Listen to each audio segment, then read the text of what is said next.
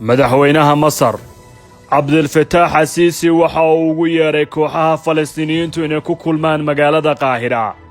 toddobaadka soo socda si ay uga qayb noqdaan shir uu garwadeen ka yahay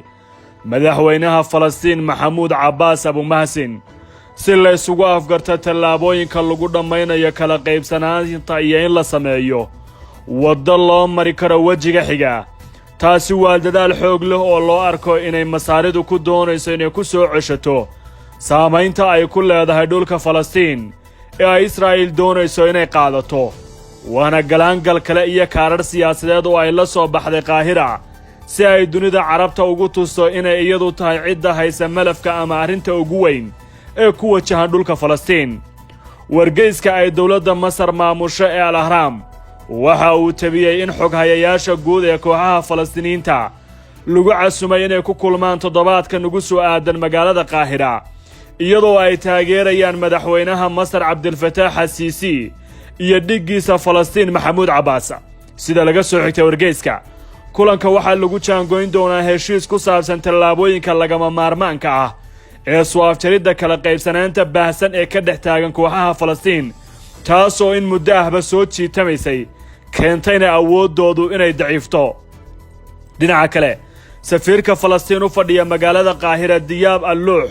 waxa uu tabiyay in ay Masar dib u bilaabi doonto shirarka kooxaha Falastiin maalmaha ugu soo wajahan si loo soo afjaro faylkan waxaa sidoo kale jiri doona kulan ay yeelan doonaan xog hayayaasha guud ee kooxaha oo dhan iyagoo muuqaalka fogaan aragga ay ku kulmi doonaan marka koobaad si loo dhammeeyo qabanqaabada ugu dambaysa ee khilaafkooda lagu soo afjarayo subaxnimadii 21 May ayay ahayd markii ay hirgashay xabad joojin la kala dhex dhigay Israa'iil iyo kooxaha Falastiin ee Gaza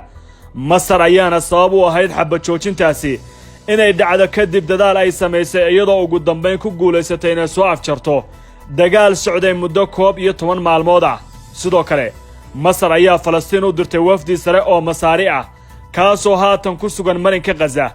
iyadoo ay Masar doonayso in dhaqaaqa lagu fududeynayo in gargaar la gaarsiiyo shacabka Gaza iyadoo la sii marinayo xadka uu marinka Gaza la wadaago Masar wafdigan waxa hogaaminayay taliyaha sirdoonka Masar Cabbaas Kaamil waxa kale oo uu booqday magaalada Tel Aviv iyo Ramallah Kaamil markii uu Gaza gaaray waxa uu kula kulmay hoggaanka dhaqaaqa iska caabinta Islaamiga ee Xamaas waxa uu uga warramay waxyaabaha uu kala hadlay Israa'iil iyo maamulka Falastiin ee daanta Ramallah kadib booqasho qaadatay dhowr saacadood waxa uu la kulmay ninkani sirdoonka ka socday xubinta ugu sarreysa madaxa dhaqaaqa Xamaas ee Gaza Yaxya Sinwar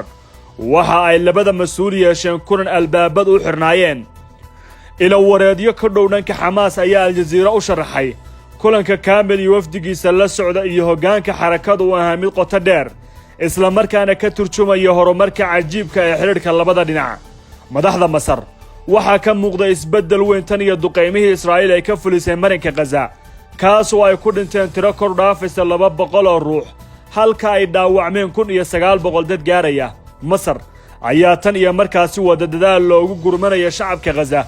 iyadoo Israa'iil kala hadashay sidii arrintaasi loo fududeyn lahaa wasiirka arrimaha dibadda ee Israa'iil ayaa dhankiisii axadii booqasho ku tagay Qaahira waxaanu sidaas ku noqday safarkii ugu horeeyay oo xil heerkan nin haya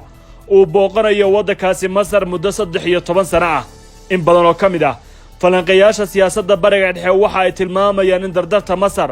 ay wax u wado ay ku dambaysay kadib cabsi xooggan oo ay dareentay taasoo salka ku haysa malafka dalkaasi Falastiin xilli Turkigu ay wadaan dadaal iyo la tashiyo dawli ah muddadii Israa'iil ay waday weerarka Gaza Turkiga ayaana ku baaqay shirweyne ay yeeshaan dunida Islaamka si looga hortago Yuhuudda go'aan midaysan looga qaado balse Qaahira ayaa si lama filaan doorkeeda ula soo baxday iyadoo ku guuleysatay in heshiis xabad joojin ay dhex dhigto Israa'iil iyo kooxaha muqaawamada iska caabinta ee reer Falastiin ma jeceshahay inaad barato Qur'aanka Kariimka ah iyo culumta shariicada ugu kaalay markaska Nuurayn Online oo baro adigoo gurigaaga jooga Qur'aanka higaada iyo culumta kale Islaamka wixii faahfaahin kala xiriir nambarada shaashada kaaga muuqda shirkadda Xaaji Alison Export ee ku taal dalka India waxay ku soo dejinaysaa sonkorta bariiska iyo galleyda dharka isbarbaarka bajaajyada dawooyinka wixii faahfaahin kala xiriir nambarada shaashada kaaga muuqda